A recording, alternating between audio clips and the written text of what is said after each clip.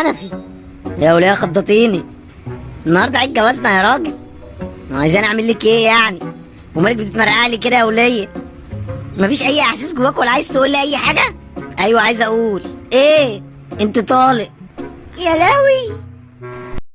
السلام عليكم ورحمة الله وبركاته. يا أهلا بيكم على مطبخ سيد أفندي المفلس دائما والمسكين. النهاردة هنعمل وراك بالفيجيتار.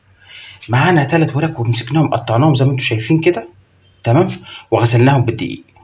ومعانا فيجيتار حار على بقسماط اهو متخلط، تمام.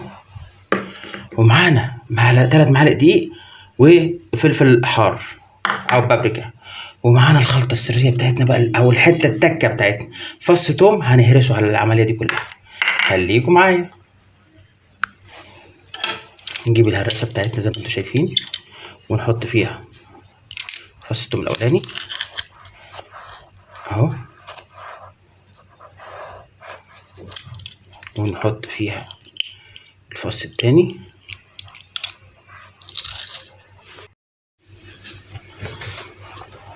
وهنهرسهم في بعض زي ما انتم شايفين كده اهو.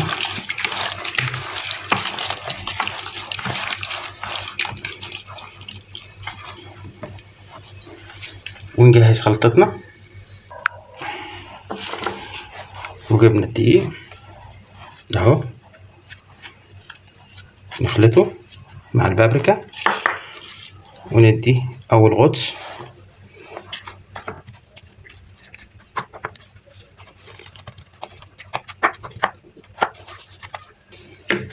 وبعد كده على الفيجيتار اهو. البنت زوزة معرفش راحت فين. بنت يا زوزة، انت يا بنت يا زيزي يا بنت الكلب، سايبالي النهار كده واقف في الشمس كده مش عارف اعمل ايه من غيرك، وجعان والمطبخ مش عارف اعمل فيه حاجه غريبه والله. ازق يا ابني. واخيرا الخلطه بتاعتنا خلصت. نجهز بقى عشان نقليها في الزيت. وحطينا الطاسه بتاعتنا على النار فيها كوبايه زيت وسيبناها يتقدح، وهنحط فص حبهان عشان الريحه،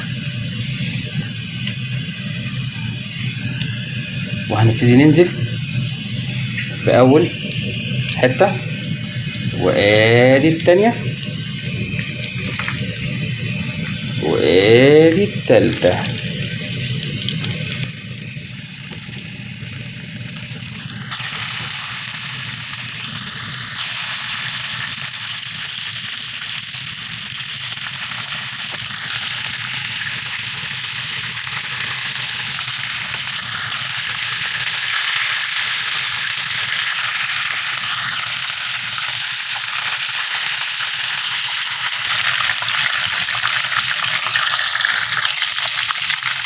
واخيرا الطرف الاولانيه استوت اهي، هننزلها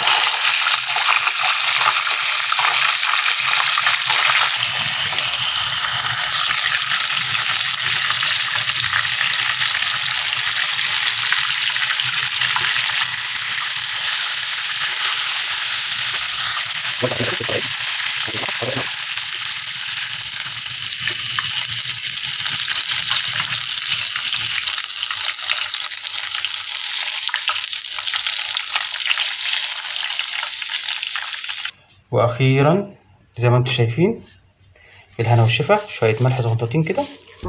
كولونيا 5 خمسات في عين اللي يدخل الفيديو ما يصليش على النبي. يلا بينا. اوعوا تنسونا في اللايك والشير. مطبخ سيد افندي المفلس دائما والمسكين، لايك وشير.